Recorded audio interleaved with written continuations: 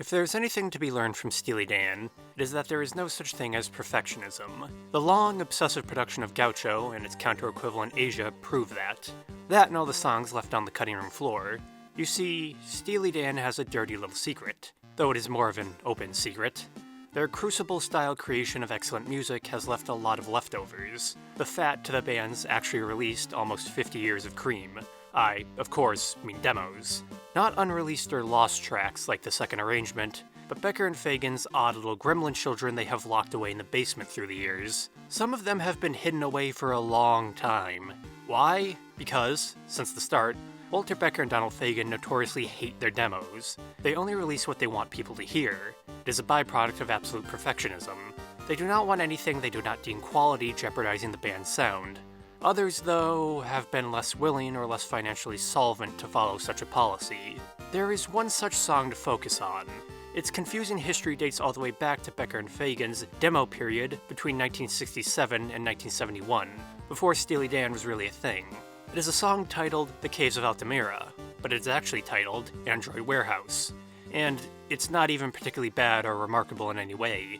I thought I was done with Steely Dan, at least for a while, but I got reeled back in, because I wanted to know what truly was in the Android Warehouse.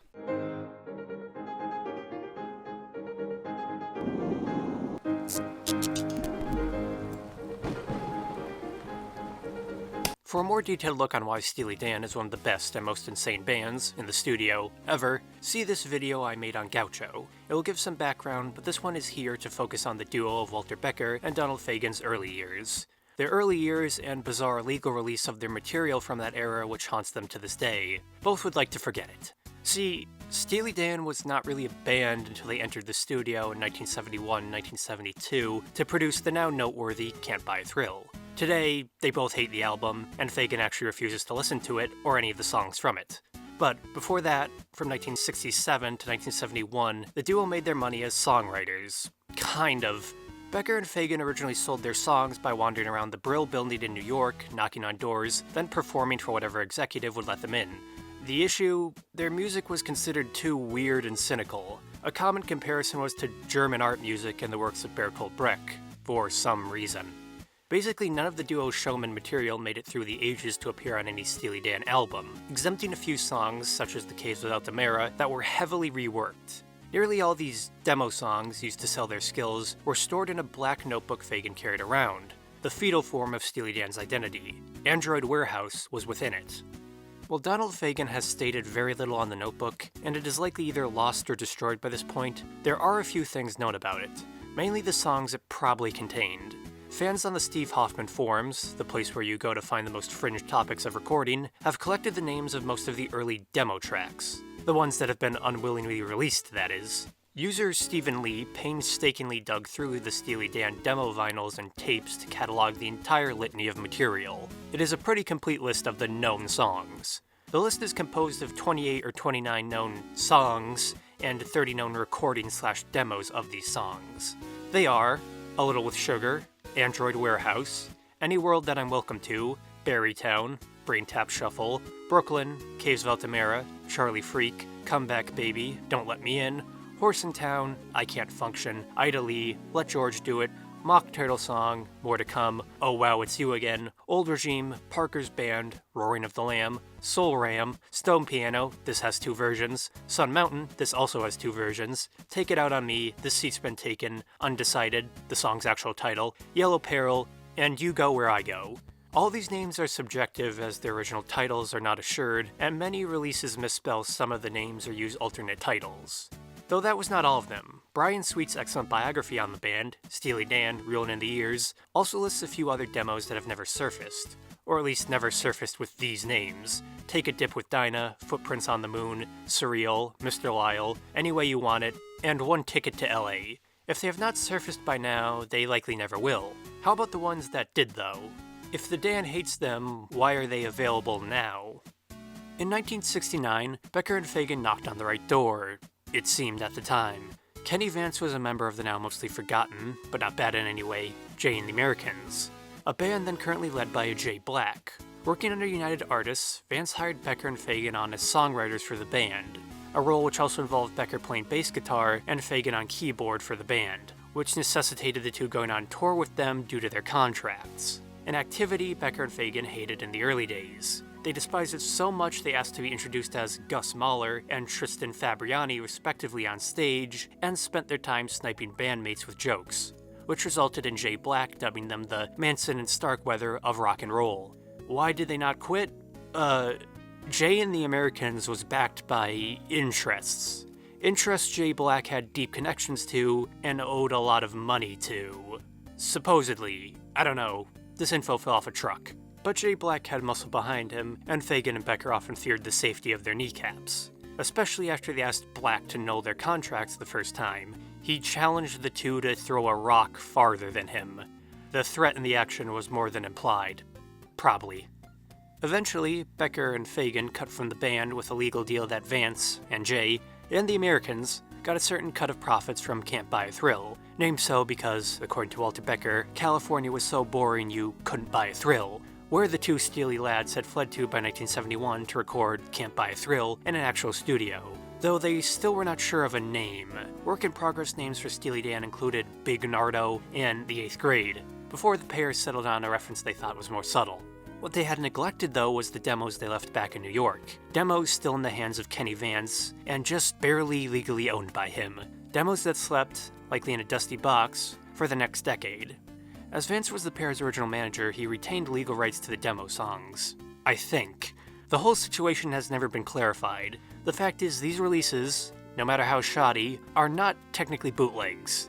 The closest the duo ever came to acknowledging their published material from the pre-Steely Dan era is a statement from Becker during an online CompuServe interview.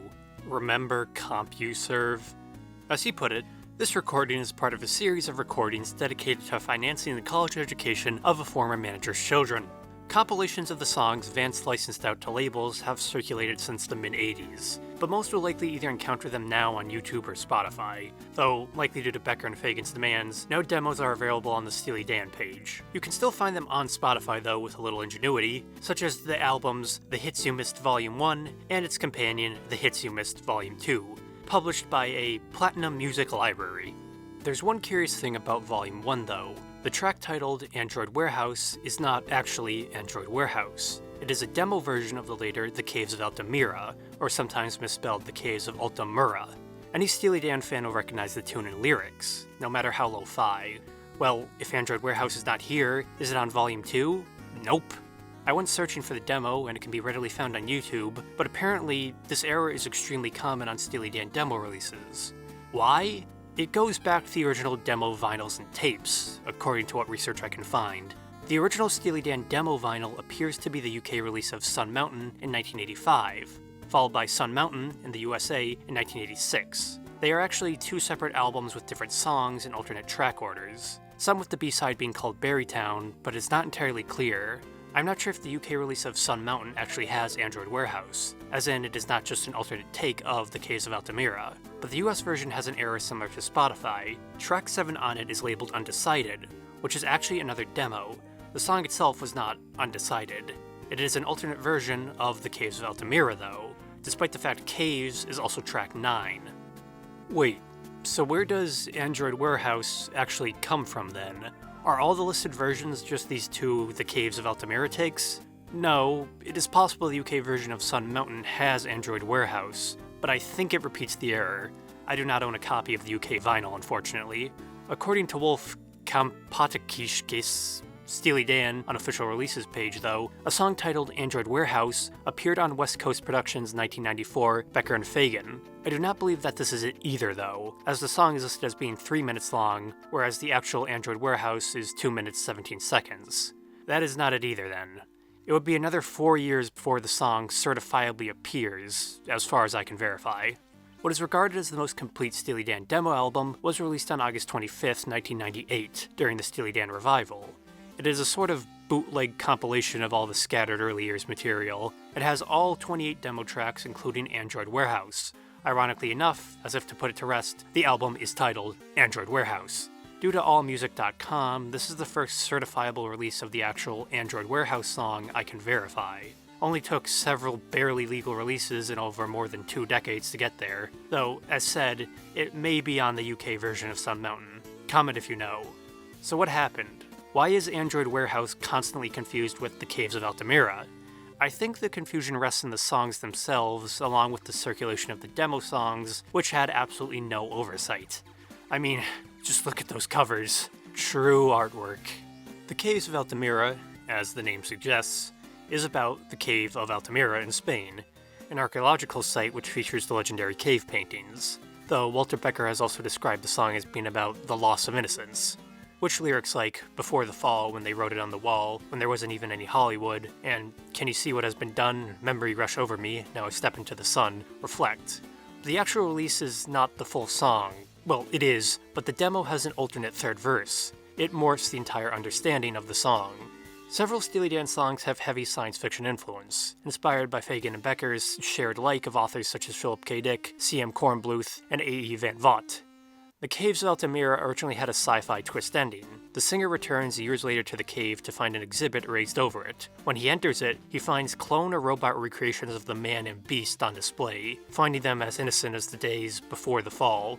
It was probably cut as it sort of undermined the theme, and the Caves of Altamira sounded better as a dirge of innocence. That's songwriting. As Android Warehouse never grew beyond a demo, it is a bit harder to talk about. The lyrics are science fiction inspired, but it appears to be a criticism of standardized education, since nearly all Steely Dan lyrics lampoon something. Lines like, "Daytime you're too bright to brag about the badge you wore, nighttime you're too proud to drag your chains across the floor. Did you really gobble up the things they claim you ate? Were you really fit to swallow it, or scared to clean your plate?" The shared science fiction themes in the songs, and the fact they sound vaguely similar may have been the culprit. Disinterested editors and publishers kept repeating the mistake.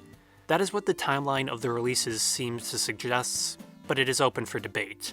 The timeline for The Caves of Altamira runs as: the demo is created between 1968 and 1971, the official song is released on the Royal Scam in 1976, the demo appears on Sun Mountain in 1985, then a Caves of Altamira album, featuring the demos, is also published by Edition Atlas label in 1998. The last link is not important, but it likely adds to the confusion. Android Warehouse is a bit more confusing, but parallels The Caves of Altamira. The demo was also created between 1968 and 1971. The demo was released either on Sun Mountain in 1985 or on the album titled Android Warehouse in 1998. Despite this, it keeps getting mislabeled as The Caves of Altamira on YouTube and streaming sites. My theory goes back to the 1985-1986 release of Sun Mountain, but it's just my theory. Track 7 on the 1986 US release is titled Undecided. The song's title actually is Undecided, but it would be easy to mistake for a TBA placeholder. It is possible, at some point in the chain, someone thought Undecided meant a title was needed for the song, so they slapped on The Caves of Altamira, which made others confuse it for the second version of Caves. After that, the alternate version of Caves, labeled Undecided, kept getting its title switched. It is a stretch, but it is the best theory I got to give. Then again, these demos were never meant to see the light of day. Managerial incompetence could be the main factor too. If there's any material Becker and Fagen ever truly disowned, it is this odd cavalcade of demos, though that makes them unique in their own right. They are unlikely to ever be heard or performed, but perhaps it is their place to be a forgotten oddity. Then again, the duo did say they produced the song Jack of Speed off material from a 20-year-old cassette. Still, Fagen is unlikely to ever raid the sonic skeletons in his closet for any material, but you never know. Just like its namesake, The Caves of Altamira is unlikely to be forgotten. In 2010, an old oddity appeared. It was by Steely Dan, but not performed by them. It was a cover of The Caves of Altamira by the highly underrated Minnesota rock band Gypsy, or the James Walsh Gypsy Band. A cover of the song likely produced all the way back in the 1970s. Guitarist Jim Befringer said about it, "I had received a compliment from Donald Fagen for my arrangement of the song, Caves of Altamira," which is high praise from him. Another artifact recovered from the Android Warehouse then. All songs often told, but never seen. No matter how much Steely Dan prefer they never be. Before